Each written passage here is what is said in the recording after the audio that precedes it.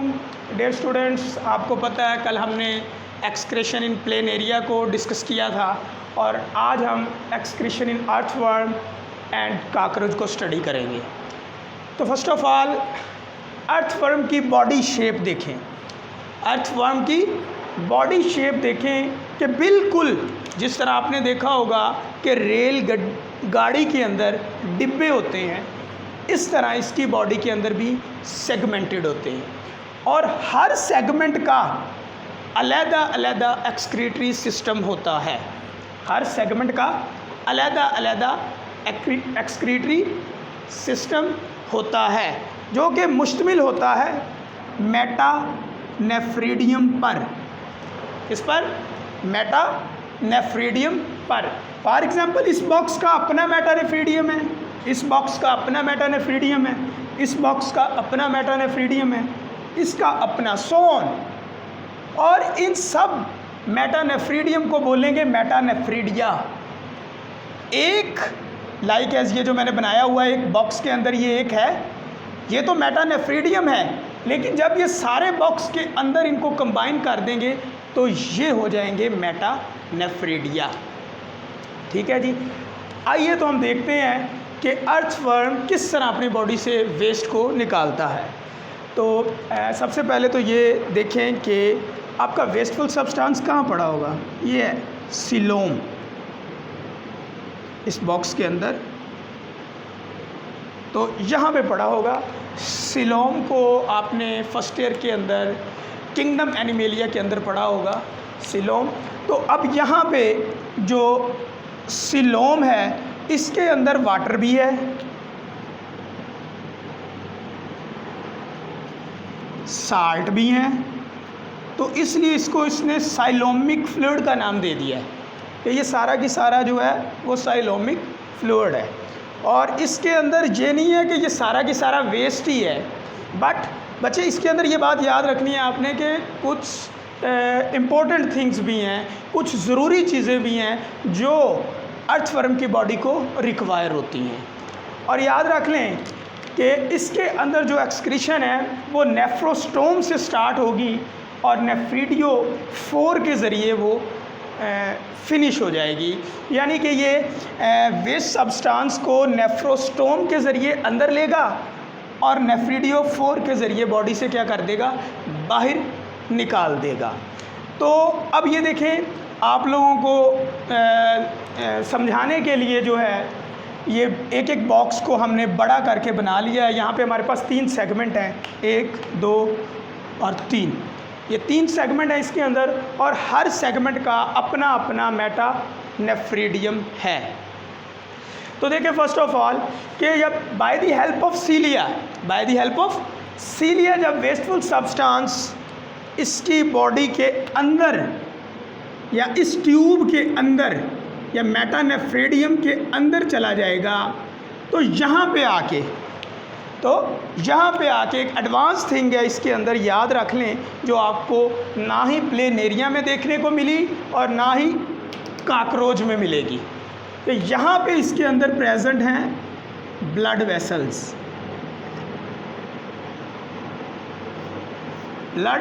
Vessels जो यहाँ पे क्या करेंगी, जो वेस्टफुल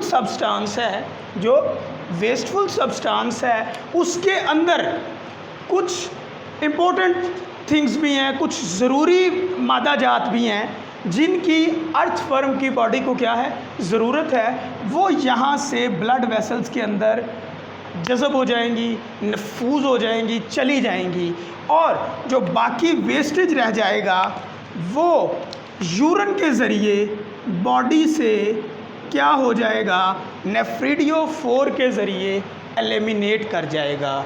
तो इस तरह से बड़ा सिंपल वे है कि अर्थवर्म अपनी बॉडी से जो है एक्सक्रीशन को किस तरह सरंजाम देता है। एक बात याद रखें कि हमने ये बॉक्स बनाए हुए हैं, इन बॉक्स को जो चीज़ सेपरेट कर रही है इसका नाम है सेप्टम।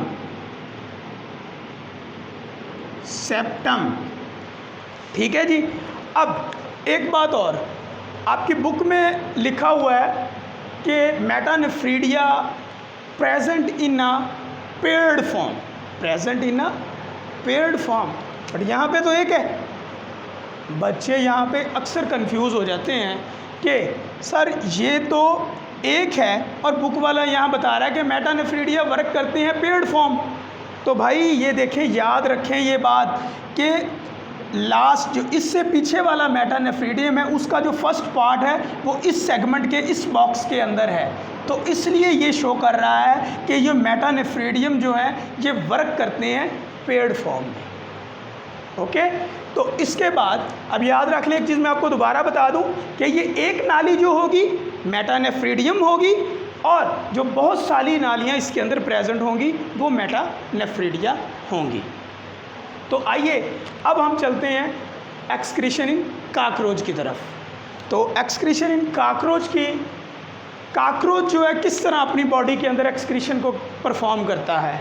तो याद रख लें इसके अंदर भी एक जो इम्पोर्टेंट बात है कि इसका डाइजेस्टिव सिस्टम और इसका एक्सक्रीटरी सिस्टम, एक्सक्रीटरी सिस्टम और डाइजेस्टिव सिस्टम एसोसिएटेड है, एसोसिएटेड है, ये एक ही है। यानी ये जो गट बना हुआ है ना, गट, ये देखिए गट, इस गट के अंदर ये एक ही पाइप है इसके अंदर और इसी के ज़रिए ही जहाँ से इसने फूड लेनी है और इससे आगे वाले पोर्शन से इसने वेस्ट सब्सटेंस को क्या करना है, एलिमिनेट कर देना है। तो आइए अब इसकी बॉडी को 3 हिस्सों में डिवाइड किया गया है, foregut, midgut and hindgut. These are the 3 parts of in the body of cockroach, foregut, midgut, hindgut. तो in between foregut and hindgut present midgut. अब आ जाएं कि इसके अंदर जो एक और केस है, एक और फीचर अलहदा से है जो आपको बहुत इम्पोर्टेंट थिंग है कि याद रख लें इसके अंदर वाटर होता है, ब्लड नहीं होता। वाटर होते हैं, साल्ट होते हैं, ब्लड इसके अंदर नहीं होता। और इसके अंदर जो वाटर होता है उसका नाम है बच्चे हीमोलिम्फ। ठीक है जी, ये है वाटर का नेम है। ठीक है, अब इसके अंदर जो एक्सक्रीशन परफॉर्म होनी है वो होनी है मालपीजियंस ट्यूब्यूल्स के ज़रिए। किसके ज़रिए? मालपीजियंस ट्यूब्स के ज़रिए। जो मालपीजियन ट्यूब्यूल्स हैं ये बहुत इंपॉर्टेंट रोल प्ले करती हैं कॉकरोच की बॉडी में, एक्सक्रीशन में। तो याद रख लें ये येलो कलर होती हैं, येलो होती हैं और 15 से 20 होती हैं। येलो इन कलर होंगी और 15 से 20 होंगी। तो अब देखते हैं कि ये अपनी बॉडी से वेस्ट सब्सटेंस को कैसे रिमूव आउट करता है। तो फर्स्ट ऑफ ऑल बताएं कि इसमें जो वेस्टेज है वो कहाँ पे पड़ा होगा, गट के अंदर होगा या गट के बाहर होगा। तो इसमें जो वेस्टफुल सब्सटेंस पड़ा हुआ है वो गट के बाहर पड़ा हुआ है, ये नीचे वाले पार्ट में, यहाँ पे पड़ा हुआ है, ये वाला गट है इसका।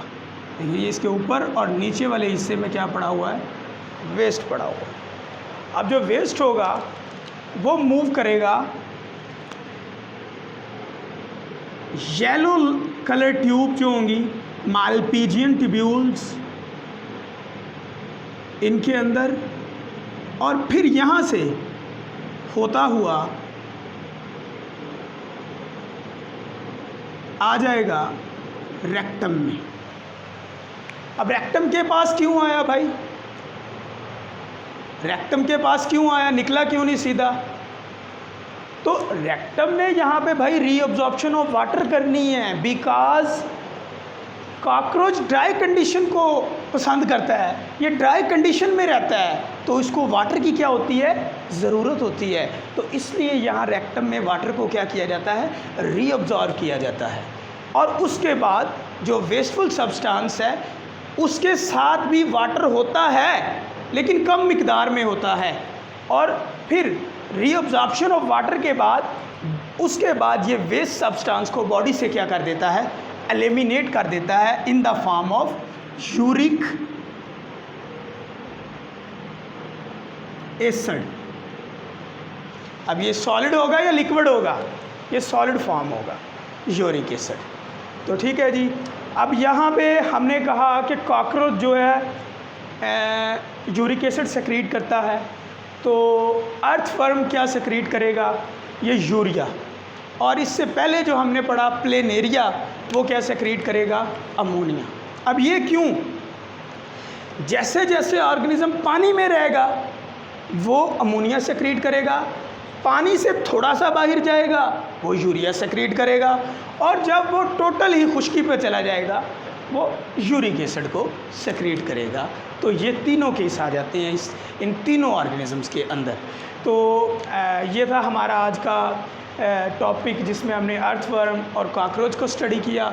तो इंशाल्लाह नेक्स्ट टॉपिक में मिलेंगे नेक्स्ट वीडियो के साथ। अल्लाह हाफिज़।